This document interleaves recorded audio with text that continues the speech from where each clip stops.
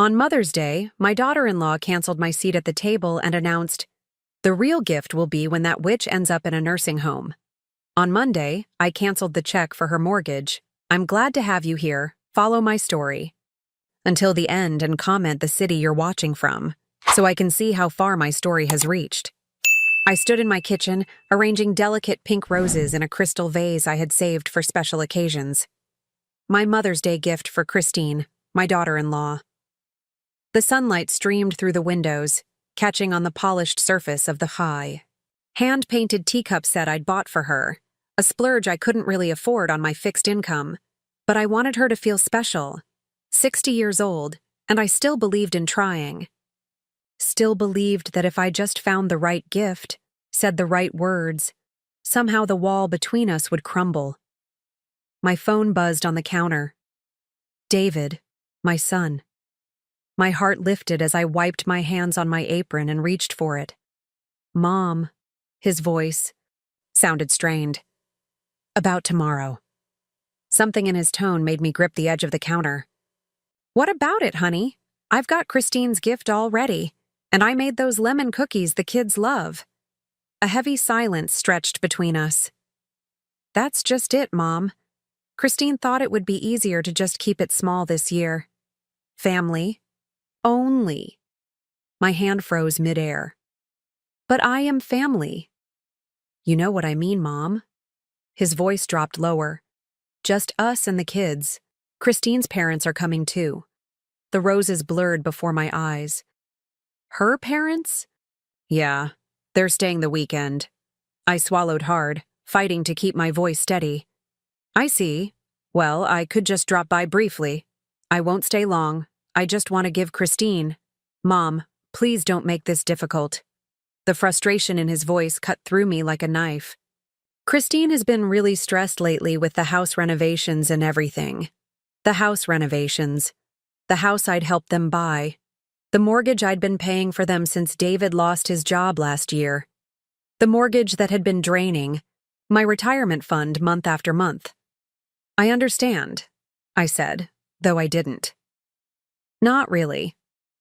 After we hung up, I stood there, staring at the roses I'd so carefully arranged. I'd always believed that families stuck together no matter what.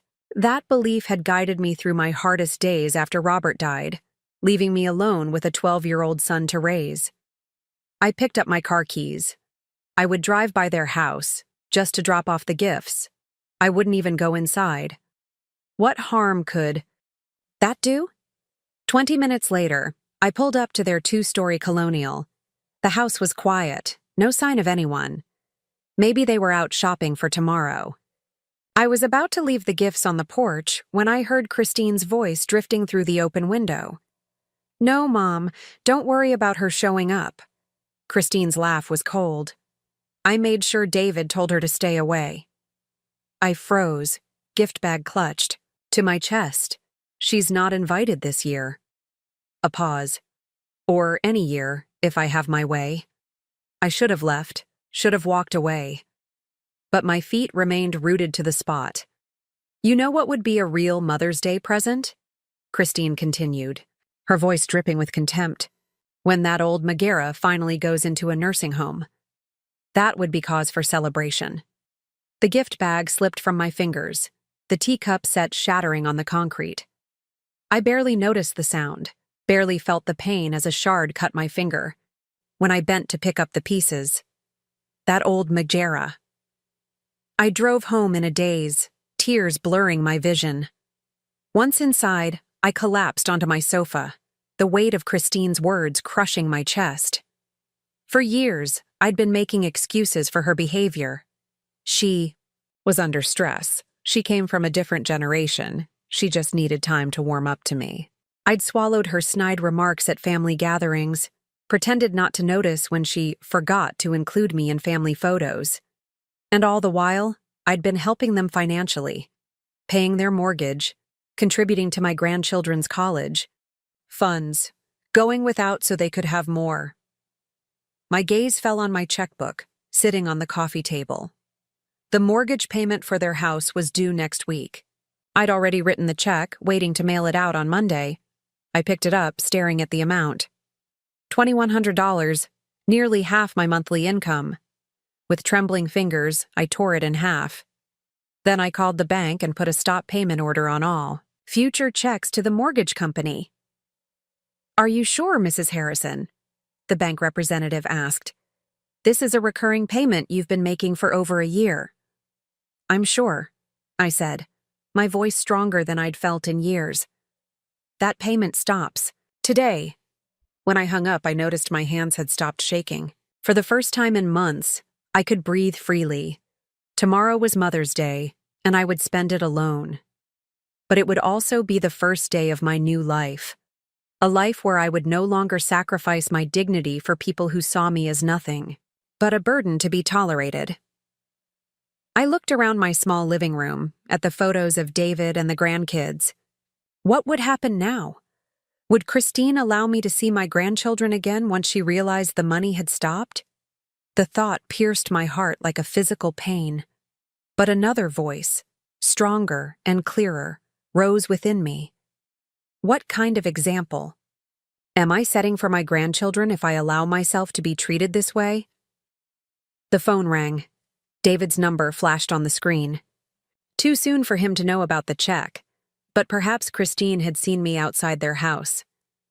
I let it ring. 3 days passed without a word from David or Christine. 3 days of jumping whenever my phone rang, of rehearsing what I would say when they finally called. 3 days of questioning whether I'd made the right decision. I sat at my kitchen table, sorting through old photo albums.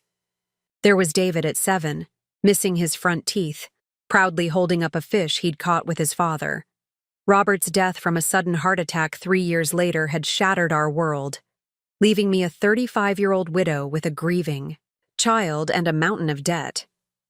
I traced Robert's face in the photograph. "I did everything I could," I whispered to him. "I kept our boy safe." And I had. I'd worked 2 jobs, administrative assistant by day, waitress by night, to keep a roof over our heads. I'd helped David with homework between shifts, attended every school event even when it meant going without sleep. I'd taken out a second mortgage on our house to pay for his college education. I never remarried, though there had been opportunities. My life revolved around David, around giving him the future Robert and I had dreamed of for him. When he met Christine in his senior year of college, I was thrilled. She was ambitious, confident, studying business. She had plans. What I didn't realize then was that her plans had always included my money, not me. The wedding was the first sign. Christine insisted on a lavish affair at an expensive venue. When I gently suggested something more modest, she'd looked at me with thinly veiled contempt. "This is our special day," she'd said. "We want it to be perfect. Don't you want that for your son?" Of course I did. So I withdrew money from my 401k, incurring penalties I couldn't afford, to give them the wedding of Christine's dreams. After they married, the distance grew. David called less frequently. Invitations to dinner became rare. When I did visit, Christine would find reasons to cut the visits short. There was always something. She had a headache, the kids were overtired, they had plans they'd forgotten about. Yet when they needed financial help, suddenly I was family again. 3 years ago, when they wanted to buy the Colonial in the upscale neighborhood, David had come to me, eyes downcast. "The bank won't approve us for the full amount," he'd admitted. "But it's the perfect house, Mom, in the best school district for the kids." I'd offered to help with the down payment, draining the last of my savings. But then David lost his job in the tech industry, downsizing, and they couldn't make the mortgage payments. Christine refused to move to a more affordable house. That's when I started paying their mortgage, a temporary measure that somehow became permanent. The phone rang, startling me from my memories. David's number flashed on the screen. This time I answered, "Where's the mortgage payment?" No greeting, no. "How are you, Mom?" Just anger. "Hello to you too, David. I said, my voice calmer than I felt. Mom? The bank called. They said the payment is past due. What's going on? I took a deep breath. I'm not making the payment anymore, David. What? His voice rose. You can't do that. Actually, I can. It's my money. But we had an agreement. You said you'd help us. That was before I heard what Christine really thinks of me. The words tumbled out before I could stop them. Before I found out I was uninvited from Mother's Day while her parents were welcome. Before I heard your wife say that me going to a nursing home would be a real cause for celebration. Silence. Then, you were spying on us? The accusation stung.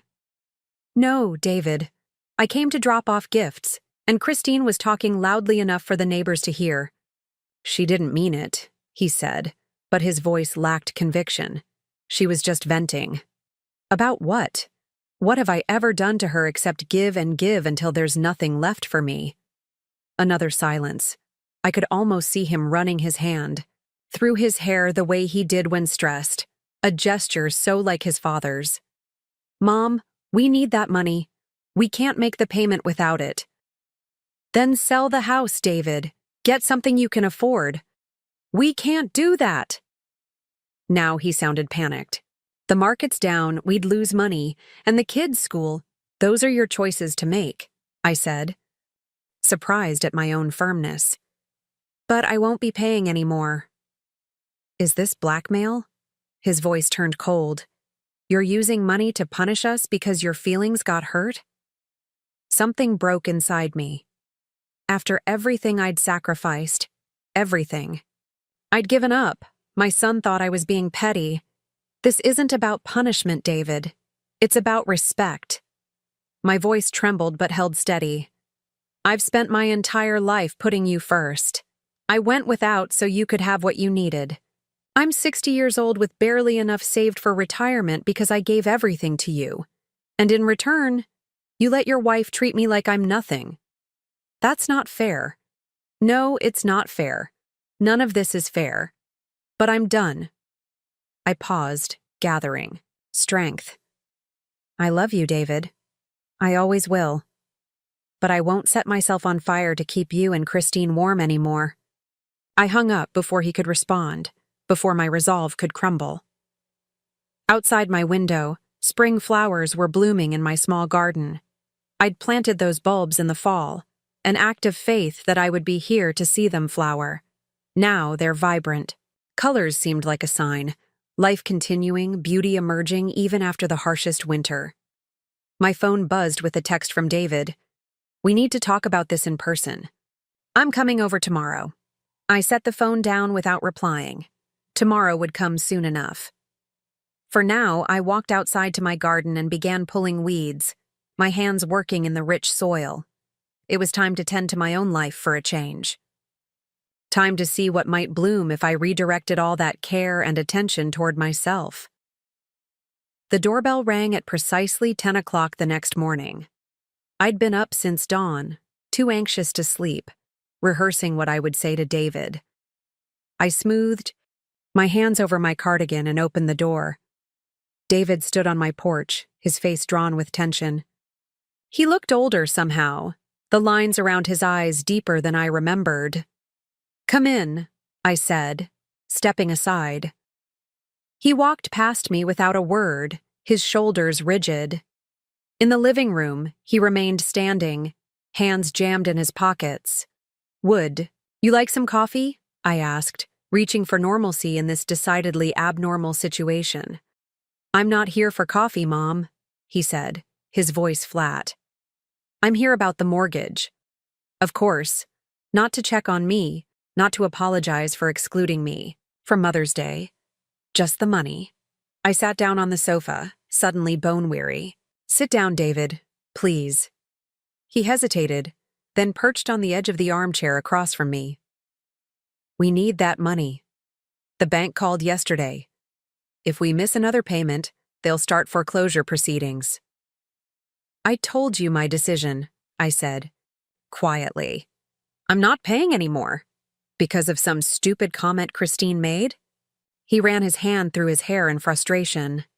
She was just having a bad day. This isn't about one comment, I said. It's about years of disrespect, years of being treated like an ATM rather than a mother. That's not fair, isn't it? I opened the drawer of the side table and pulled out a small notebook. Do you know what this is? It's every financial gift I've given you and Christine since you got married. The down payment on your house, the money for renovations, the monthly mortgage payments, the loans that were never repaid. I opened it, turning pages. It's over $300,000, David. Almost everything I had saved for retirement. His face flushed. You never said those were loans. You offered to help. And you never declined, I countered. You never even said thank you. And all the while, Christine was making it clear how little she valued my presence in your lives. That's not true, David protested, but his eyes wouldn't meet mine.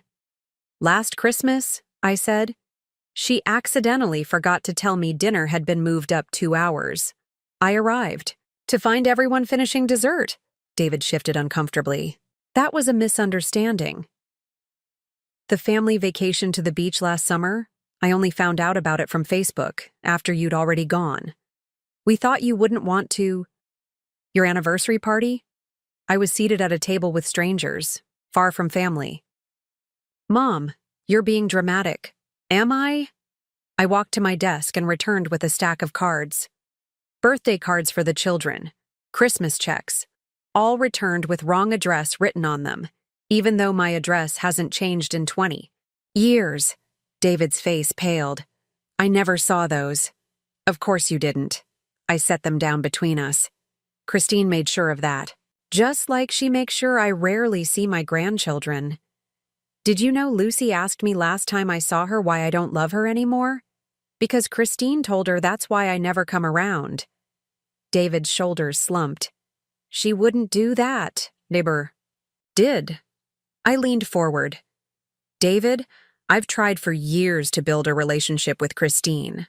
I've overlooked slights, swallowed insults, and continued to support you financially, but I can't do it anymore. I won't. The doorbell rang again, startling. Us both. Are you expecting someone? David asked. I wasn't, but I had a sinking feeling I knew who it was. I opened the door to find Christine standing there, her expression a mask of righteous indignation. I knew he wouldn't handle this right, she said, brushing past me into the house. Her eyes landed on David. What's taking so long? Just get her to sign the check and let's go. The chill in the room was palpable. David looked mortified. Christine, he began. That's not why. Oh, stop it. She turned to me, arms crossed. Look, I know you're upset about Mother's Day, but this is childish. We need that money. It's my money, I said quietly, and I've decided not to give it to you anymore. Christine's face darkened. After everything we've done for you? I couldn't help it. I laughed. It was so absurd, so completely backward. What exactly have you done for me, Christine? Besides take my money and keep me from my family? I've tolerated you, she snapped, her veneer cracking. Do you have any idea how tiresome it is, having you hover around, always wanting attention? David was fine until you started playing the poor lonely widow card. David stood up so abruptly the coffee table rattled. Christine, that's enough. No, it's not enough, she shot back. Your mother has been manipulating you for years with her guilt trips and her checkbook. Well, we don't need her. We kind of do need her checkbook right now, David said quietly, and something inside me broke, my own son, admitting that my value to them was purely financial. Christine turned back to me, her voice suddenly honey-sweet. Priscilla, we all say things we don't mean when we're upset. Let's put this behind us. The mortgage payment is no longer my responsibility, I finished for her. Neither are you. Christine's facade crumbled completely. You smug, self-righteous, old woman. Do you think David would even visit you if you weren't paying our bills? Do you think the kids would care about their grandmother if you weren't bringing them expensive gifts? David stared at his wife in horror. Christine, stop. No, let her continue, I said, a strange calm washing over me. Let her tell the truth, for once. Christine laughed bitterly. The truth? The truth is you've been buying your way into our lives because you have nothing else to offer. No one else to burden with your neediness. And now you're throwing a tantrum because you finally realized we've been using you. The silence that followed was absolute. David looked like he'd been struck. Christine's chest heaved with anger. And I felt oddly liberated. Thank you for your honesty, I said, my voice steady.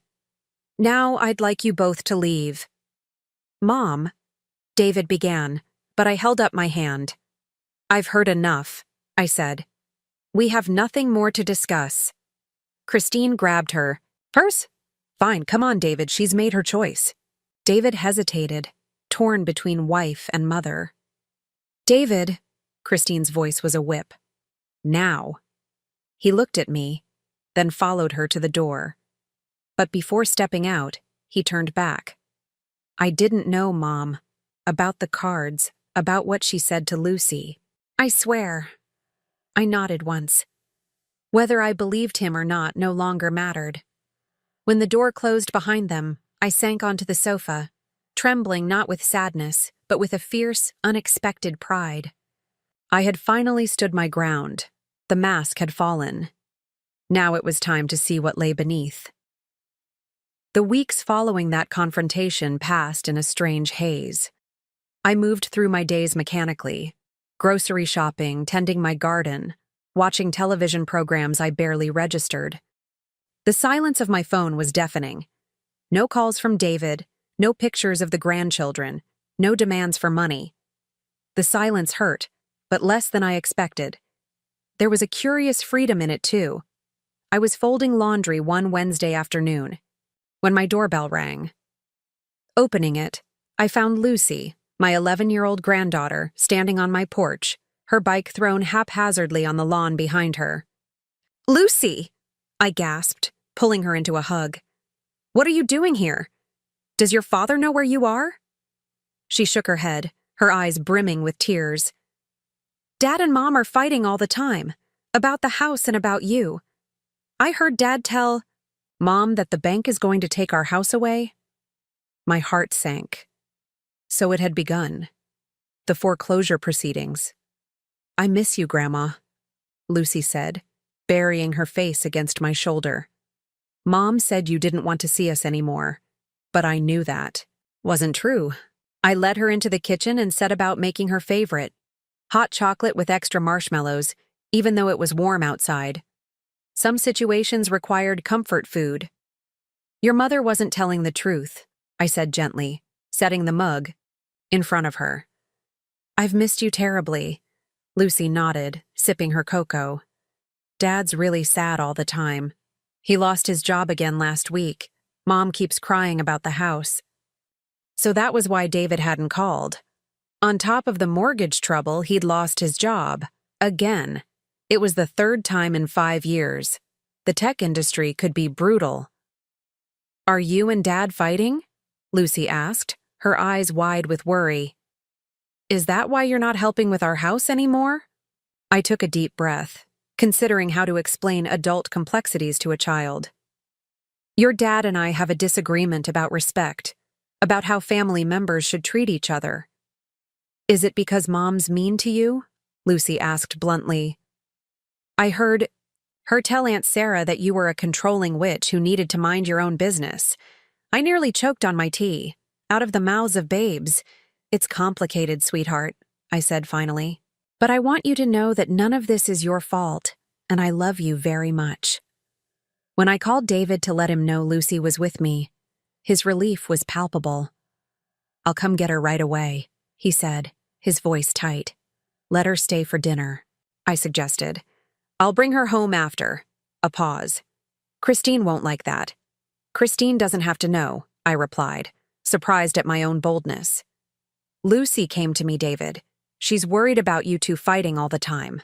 Another, longer. Pause it then. Fine, but I'll pick her up. I need to talk to you anyway. David arrived just after 7, looking exhausted.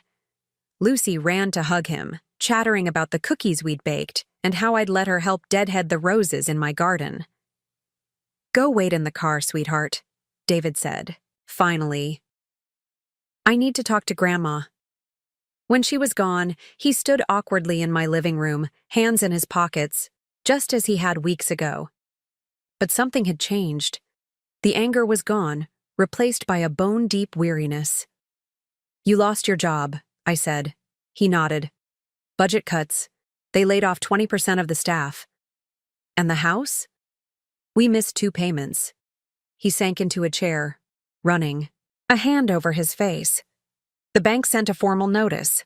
If we don't catch up within 30 days, they'll start foreclosure. I said nothing, waiting. Christine's parents can't help. Her dad lost most of his retirement in some investment scheme last year. They're barely getting by themselves. I'd never known that. Christine always spoke of her family as if they were financially secure. We're going to have to sell, David admitted. But like I told you, the market's down. We'll lose money. Maybe walk away with nothing after the bank gets its share. I'm sorry, I said, and I meant it. Not sorry enough to open my checkbook again, but sorry for the stress he was under. He nodded, then reached into his pocket and pulled out a crumpled envelope. I found these in Christine's desk drawer. I was looking for the mortgage paperwork and found, well, these. I opened the envelope to find birthday cards, Christmas cards, all from me to the children, all unopened. There were more, David said quietly. Going back years, she kept them all. Said she was protecting the kids from my manipulative mother. My hands trembled as I looked at the colorful envelopes, each containing gifts and notes of love that had never reached their intended recipients. I didn't know, David whispered. I swear I didn't know she was doing this. What about everything else? I asked. The way she spoke to me? The accidental exclusions from family events? He looked away. I knew about some of it. I told myself she was just territorial, that she'd warm up to you eventually. He met my eyes again. I didn't want to see it. It was easier to believe everything was fine. And now? David sighed heavily. Now everything's falling apart. Christine blames me for not handling you better, for letting you cut us off financially. She says if I'd been a better son, none of this would have happened. The irony was almost painful. After all those years of sacrifice, of putting David, first I was being cast as the villain for finally saying, enough. What do you want from me, David? I asked directly. I don't know. He stood restless. I don't expect you to bail us out again. I don't have the right to ask that. No, I agreed. You don't. But I don't want to lose you, he said, his voice breaking. The kids need their grandmother. And I need my mom. Need. Not want. Need. The word struck me. All these years, I'd been needed for what I could provide. Money, childcare, emotional support. Always giving, rarely receiving. I spoke to a lawyer last week, I said, changing the subject. About the house. David's head snapped up. A lawyer? Why? Because I've contributed over $150,000 to that house, I said. The down payment came from me. I've been making mortgage payments for 18 months. That gives me a financial interest in the property. David paled. You're suing us? No, I said. But I wanted to know where I stood legally. The lawyer said I could make a claim against any proceeds from the sale. Or I could take partial ownership. Partial ownership? David repeated, confused. I could put money in to stop the foreclosure in exchange for a legal stake in the house, I explained. Not a loan, actual co-ownership. Hope flickered across his face. You'd do that? I'm considering it, I said carefully, but there would be conditions. What conditions? First, I would have regular, unimpeded access to my grandchildren. He nodded quickly. Of course. Second, I would be treated with respect. No more forgetting to invite me to family events. No more intercepted cards and gifts. Another nod, more somber. And third, I said, looking him straight in the eye, Christine would need to apologize. Not a fake apology, not a performance for your benefit. A genuine acknowledgement of how she's treated me. David's face fell. She'll never do that. Then, I guess we've reached an impasse, I said, rising to show him out. Because I won't compromise on my dignity anymore, David. Not even for you. He left with Lucy, shoulders slumped in defeat. That night, I sat in my garden as dusk fell, watching. Fireflies dance among my rose bushes. I thought about the house, about the grandchildren, about the complicated knot of love and resentment that tied me to my son. I hadn't said no, but I hadn't said yes either. For once, I was putting myself first, and it felt both terrifying and… Right, my phone buzzed with a text from David. Can we talk again tomorrow? Just us. I typed back a simple yes. Whatever happened next, I would face it on my own terms. The price of dignity was high, but I was finally willing to pay it. David arrived at my house the next morning, alone. I noticed immediately that he wasn't wearing his wedding ring. Coffee? I offered, trying to keep things normal, whatever normal was these days. He nodded, following me into the kitchen. We sat across from each other at my small table, the silence hanging heavy between us. Christine and I had a huge fight last night, he finally said, staring into his mug. About the cards she kept from the kids, about how she's treated you. I wrapped my hands around my own coffee, feeling its warmth. I'm sorry it's come to this, David. I told her what you said, about helping with the house in exchange for respect and an apology. He looked up, his eyes red-rimmed from lack of sleep. She said she'd rather live in a cardboard box than apologize to you. Despite everything, that stung. I see. I don't think she meant it, David said quickly. She's just proud and scared. She's never had to worry about money before. That's not true, though, is it? I said gently. You said her parents are struggling, too. David looked surprised. How did you know that? You mentioned it yesterday, that her father lost his retirement savings. He frowned, confusion crossing his face. I didn't know about that until last week. Christine always said her parents were doing great, that they were self-made, unlike you, who… He stopped abruptly. Unlike me? Who what? I pressed. Who… Coasted on Dad's life insurance and played the victim card, he admitted, looking ashamed. That's what she's been saying for years. I nearly laughed. Robert's life insurance had barely covered the funeral expenses. Everything I had, I'd earned. Through decades of hard work. David, your father's life insurance was $25,000. It paid for the funeral and kept us afloat for about 3 months. After that, I worked 2 jobs to support us. I know, he said quietly. I remember. Then why would you believe her? He had no answer for that. Where are you staying? I asked, changing the subject. At a motel near work. Well, near where work used to be. He gave a hollow laugh. I told Christine I needed space to think. And the children? They're with her. I'm going.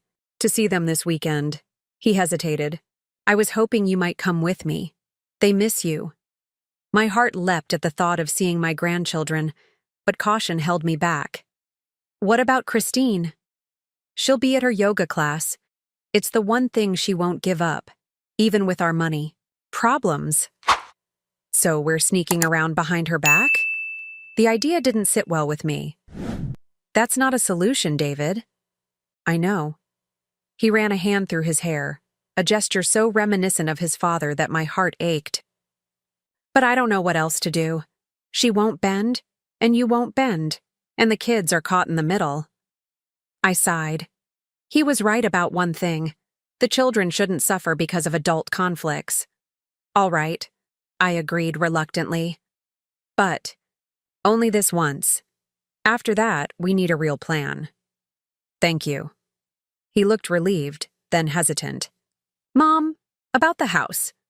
What exactly did the lawyer say? That I have options, I answered carefully. Given how much money I've put into it, I could make a legal claim? Would you? His voice was small. I understand if you want to, but it would. I haven't decided yet, I interrupted.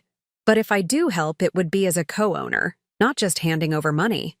I'd need my name on the deed, David. He nodded slowly. That makes sense. As he stood to leave, he paused at the door. I'm sorry, Mom, for everything, for not seeing what was happening, for taking your help for granted. I know, I said softly. I've never doubted that you love me, David. But love without respect isn't enough. After he left, I went into my spare bedroom, which had become something of a storage room over the years. Boxes of old photographs, Robert's books, mementos from a lifetime. It was time to sort through them, to decide what to keep and what to let go. In one box, I found an old sketchbook. Art had been my passion before marriage, before motherhood, before the countless responsibilities that had swallowed my days. I'd been good once, good enough that my high school art teacher had encouraged me to apply to art school. Instead, I'd gotten a practical degree in business administration, met Robert, gotten married at 22. The sensible path. The expected path. I flipped through the yellowed pages, surprised by the talent evident in those old drawings. Portraits, landscapes, still lifes rendered in careful charcoal strokes. Why had I stopped? On impulse, I drove to the art supply store downtown.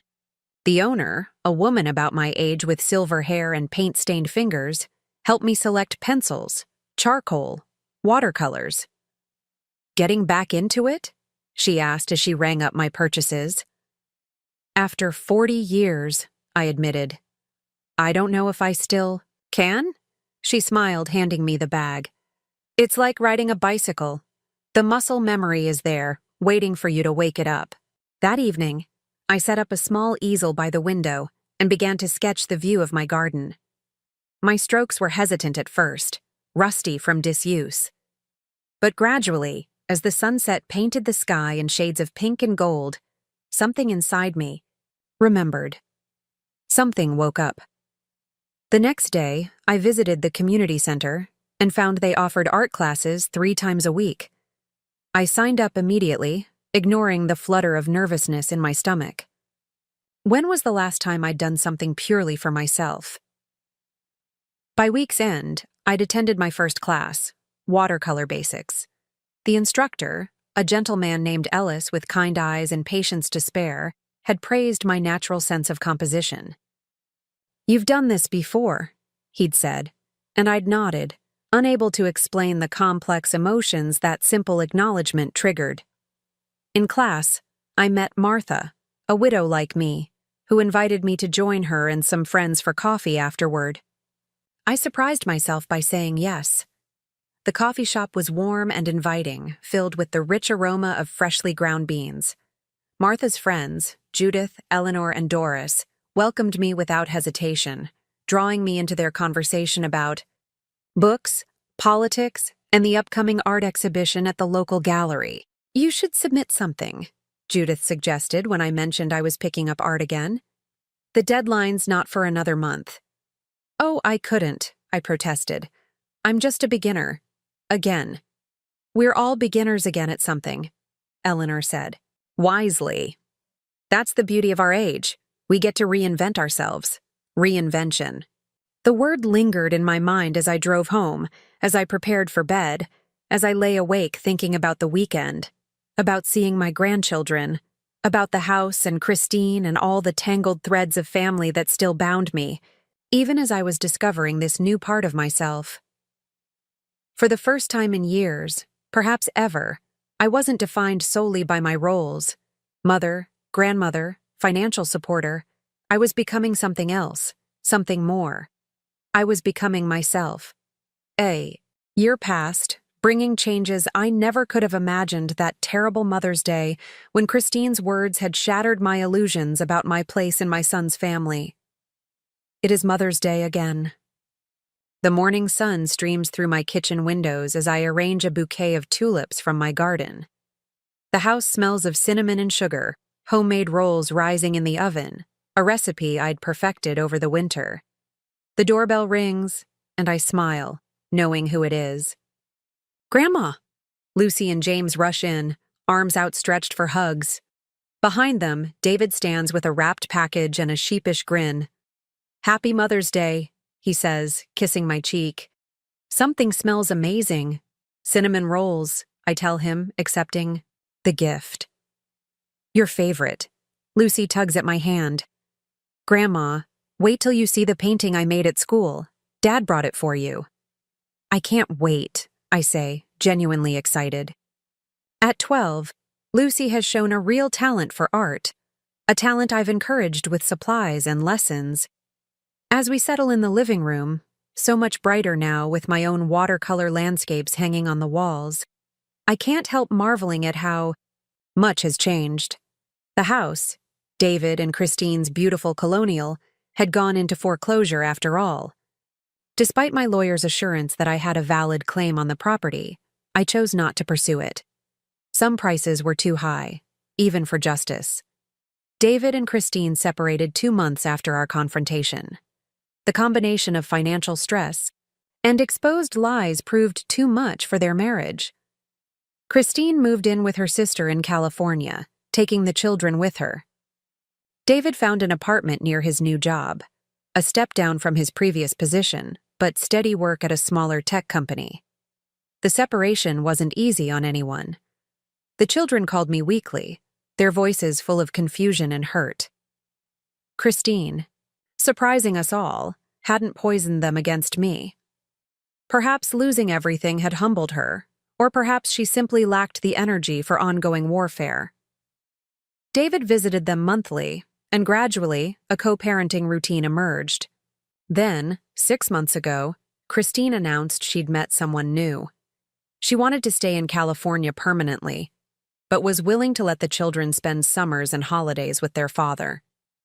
David had been devastated, both by the finality of his marriage ending and by the prospect of seeing his children only part-time. But he'd also found a strange new resilience. Mom, he'd called me one night, his voice stronger than I'd heard in months. I'm going to ask for full custody.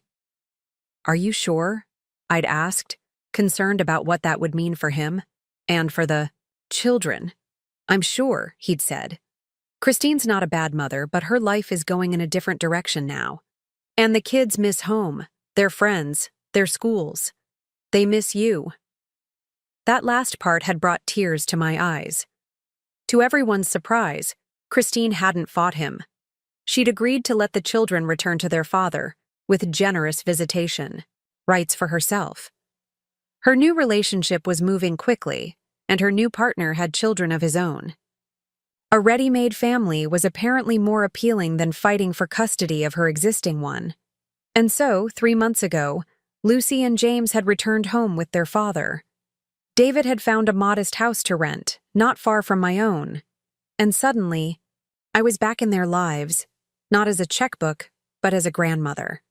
A real one, who picked them up from school sometimes, who taught Lucy watercolors and helped James with his science projects.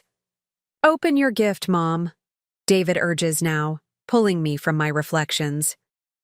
I unwrap the package to find a beautifully framed photograph of me with the children, taken at the art show where one of my paintings had won an honorable mention. We're all, beaming at the camera, Lucy and James pressed against me, my arms around them, happiness captured in amber. It's perfect, I whisper, tears threatening. David helps me hang it in the place of honor above the fireplace. The children rush outside to play in the garden while we finish preparing lunch. I got the promotion, David says casually as he slices strawberries for the salad. David, that's wonderful, I exclaim. Why didn't you tell me right away? He shrugs. but I can see the pride in his stance. Wanted to save some good news for today. I'm so proud of you, I tell him, and mean it. I couldn't have done it without you, he says quietly. Not just the practical help, but you showed me what resilience looks like. What it means to respect yourself. I squeeze his arm, too moved to speak. I've been thinking, he continues, about the future. About buying a house again someday, when I've saved enough for a proper down payment. That's a good goal, I say cautiously. We've both learned to be wary about money conversations. This time, I'm doing it right, he assures me, reading my thoughts. No overreaching, no financial help from you. I never minded helping David, I remind him. I just minded being taken for granted. He nods, understanding. I know. But I need to do this on my own. For myself. And to show the kids that you don't need to live beyond your means to be happy. It's a lesson that took him 40 years to learn. But I'm grateful he finally has. The children burst back in, bearing dandelions they've picked from the lawn. For the table, Lucy announces, arranging them in a small vase with the seriousness of a professional florist. We sit down to lunch, a simple meal of quiche, salad, and my homemade rolls. Before we eat, David raises his glass of sparkling cider. To Mom, he says, his eyes meeting mine, for teaching us what truly matters. The children echo the toast enthusiastically, and I blink back tears as I raise my own glass. After lunch, while the children help David with the dishes, another positive change. He's teaching them responsibility now. I step out onto my porch. The spring air is soft with promise, my garden a riot of color.